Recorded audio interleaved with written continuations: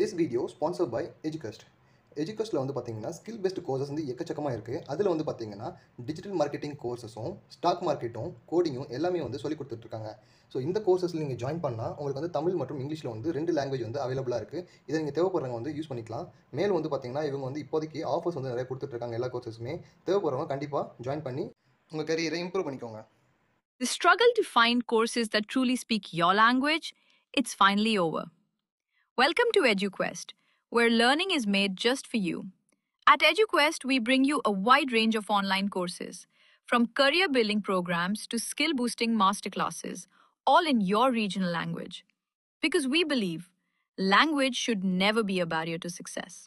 Our courses are tailor made after understanding what today's learners really need. So why wait? Start learning the smarter, simpler way only with EduQuest.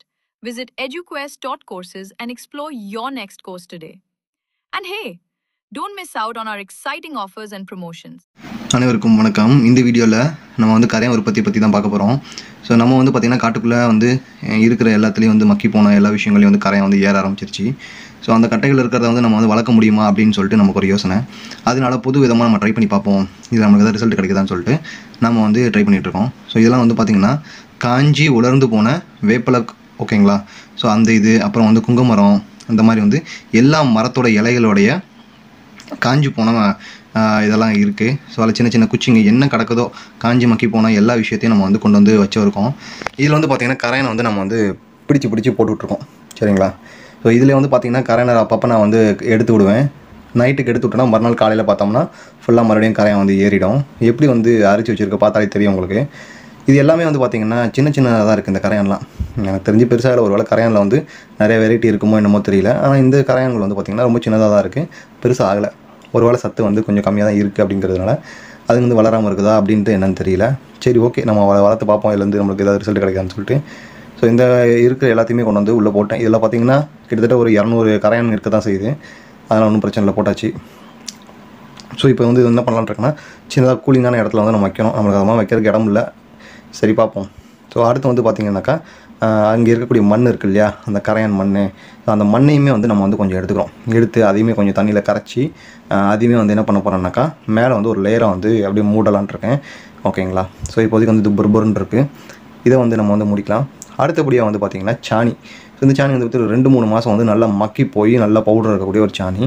So இந்த சாணியுமே வந்து நம்ம என்ன பண்ணிக்கலாம்னாக்கா பவுடரை எடுத்து வந்து நம்ம வந்து மேலே வந்து தூவி விட்டுக்கலாம். ஸோ அதுக்கு கரையானுக்கு வந்து பார்த்திங்கன்னா சாப்பிட்றதுக்கு எதுவுமே கிடையாது. அதனால் வந்து கொஞ்சம் ஈரப்பதமும் கொஞ்சம் காஞ்சதும் ஸோ எல்லாத்தையுமே மிக்ஸ் பண்ணி தான் நம்ம வந்து ஒரு மேலே வந்து ஒரு லேயராக போடுறோம், சரிங்களா. ஸோ மேலே இருக்கிறது வேணால் மேலே லேயருக்கு வந்து சாப்பிட்டோம், கீழே இருக்கிறது வேணால் கீழே போய் சாப்பிட்டோம் அப்படின்னு சொல்லிட்டு ஸோ நம்மளாக வந்து போட்டு வச்சாச்சு. இதில் எந்த அளவுக்கு ரிசல்ட் வருதுன்னு தெரியல. சரி, பார்க்கலாம். அடுத்து வந்து பார்த்திங்கனாக்கா இந்த ஒரு இதில் பண்ண கரையான் வருமா அப்படின்ட்டு நமக்கு தெரியல. சரி, அடுத்து என்ன பண்ணலாம் அப்படின்னு பார்த்திங்கனாக்கா அடுத்து வந்து நம்மக்கிட்ட இன்னொரு டைப்பு வந்து இருக்குது. அது என்னென்னு பார்த்திங்கனாக்கா மக்காச்சோளத்தோட வேஸ்ட்டு, சரிங்களா. ஸோ இது எல்லாத்தையுமே வந்து பார்த்திங்கன்னா ஒரு மூட்டையில் வந்து வச்சுருந்தேன், அதோடைய காஞ்சி போன சருகுங்களை. இந்த சருகுகளுக்கு வந்து பார்த்திங்கன்னா காட்டில் வந்து வேஸ்ட்டாக தான் நம்ம போடுவோம். அன்றைக்கின்னு பார்த்து இதை காலில் ஏற்றிட்டு போகும்போது பார்த்தா இதில் அவ்வளோ கரையான் இருக்குது. இந்த கரையான் எல்லாம் பார்த்திங்கன்னா ரொம்ப பெருசாக இருக்குது. சரி, இதையும் நம்ம கூடவே ட்ரை பண்ணி பார்த்துருவோம்னு சொல்லிட்டு இதையும் வந்து ஒரு லேயர் என்ன பண்ணுறேன்னா பக்கத்துலேயே வந்து போட்டுக்கிறேன் நான். இது வந்து சும்மா நம்ம தரையில் போட்டாலே போதும், ஒரே நாளில் அவ்வளோ வந்து கரையான் வந்துடுது. மக்காச்சோளம் வந்து வச்சுருக்கவங்களுக்கு நல்லாவே தெரியும் அவ்வளோ வந்துடுதுன்னு. இப்போ இதுலேயும் வந்து பார்த்திங்கனாக்கா அந்த மண் இருந்துச்சு இல்லையா, அதில் கொஞ்சம் தண்ணியை கலக்கி இது மேலேயும் வந்து பார்த்திங்கனாக்கா கொஞ்சோண்டு ஒரு லேயர் வந்து ஃபார்ம் பண்ணிட்டேன். எதுக்குன்னாக்கா ஸோ இது காற்றுக்கு பறக்கும். அது மட்டும் இல்லாமல் பார்த்திங்கனாக்கா அந்த கரையான் வந்து அங்கிட்டு ஓடுறதுக்கு ஒரு ஹிடன் பிளேஸ் வேணும். ஸோ அதுக்கு அதை கொஞ்சம் கம்ஃபர்டபுளாக இருக்கணும் அப்படின்றதுக்காக நம்ம வந்து இந்த மாதிரி ஒரு லேயராக ஊற்றி விட்டாச்சு. ஸோ இப்போ வந்து 2 மெத்தட் நம்ம வந்து போட்டிருக்கோம். ஒன்று வந்து பார்த்திங்கன்னா காஞ்சி போன சருகுங்களை கொண்டு வந்து போட்டிருக்கோம். அப்புறம் வந்து பார்த்திங்கன்னா இந்த மக்காச்சோளங்கள் இருக்குது இல்லையா, அதையும் நம்ம கொண்டு வந்து போட்டிருக்கோம். இது சிம்பிளான மெத்தட் தான். நீங்கள் வந்து நிறையா வந்து யூடியூப்லலாம் பார்த்துருப்பீங்க, வீடியோஸில் வந்து போட்டிருப்பாங்க. ஸோ வந்து என்னென்னாக்கா அட்டையை தண்ணிக்குள்ளே முக்கிட்டு ஒரு பானையில் வந்து போட்டுட்டு நம்மளே கவுத்தி வச்சிட்டோம்னா அது வந்து கரையான் ஏறிடும் அப்படின்னு சொல்லிட்டு அந்த மெத்தட் வந்து எனக்கு நல்லா ஒர்க் ஆகிருக்கு. ஆனால் அந்த அளவுக்கு வந்து பார்த்திங்கன்னா எனக்கு வந்து ஒரே நாளில் வந்து கரையான் வந்து உற்பத்தி வந்து எனக்கு வந்து ரொம்ப கிடைக்கல. ஸோ அடுத்து வந்து பார்த்திங்கனாக்கா இதே காஞ்சி சாணி இருக்குது இல்லையா, ஸோ அந்த காஞ்சி சருகில் நம்ம என்ன பண்ணமோ அதே மாதிரி தான் பண்ண போகிறோம். இதில் வந்து பார்த்திங்கனாக்கா நம்ம வந்து மண்ணை வந்து ஒரு கோட்டிங் கொடுத்தோம் இல்லையா, ஸோ அதே மாதிரி இதில் வந்து சாணியுமே வந்து இன்னும் ஒரு கோட்டிங் கொடுக்கலாம்னு சொல்லி இன்னொரு மெத்தட் வந்து அதிலேயே நம்ம பண்ண போகிறோம்.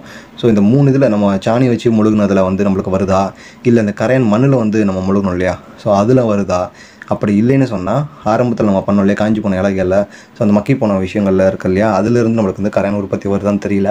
ஸோ இந்த 3 இடத்துலையும் எதுலையாவது நம்மளுக்கு கரையான் வந்தால் ரொம்ப சந்தோஷம் தான். இப்போதைக்கு வந்து பார்த்திங்கன்னா கொஞ்சோண்டு கரையான் தான் நான் பிடிச்சி உள்ளே போட்டிருக்கேன். இது வந்து பெருகி வரதுக்கு வந்து ஒரு 2-3 டேஸ் ஆகும்னு நினைக்கிறேன். சரி, ஓகே, பார்க்கலாம். ஸோ காஞ்சி போன சருகுனாலும் சாப்பிடட்டும், இல்லை மக்காச்சோளத்தோடைய இலைகளை சாப்பிட்டாலும் சாப்பிடட்டும். அப்படி இல்லைனாக்கா இந்த சாணியெல்லாம் நம்ம போட்டு வச்சுருக்கோம். ஸோ எல்லாத்தையுமே மிக்ஸ் பண்ணி ஒரு 4 மெத்தட் மாதிரி தான் நம்ம சைடில் போட்டிருக்கோம். ஸோ பார்த்தா தெரியும்.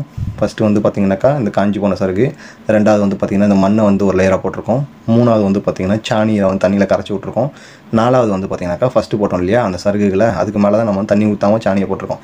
ஸோ அந்த 4 இதில் எதில் வந்து கரையான் வந்து வேகமாக பிடிக்குது அப்படின்னு சொல்லிட்டு நம்ம வந்து பார்ப்போம்.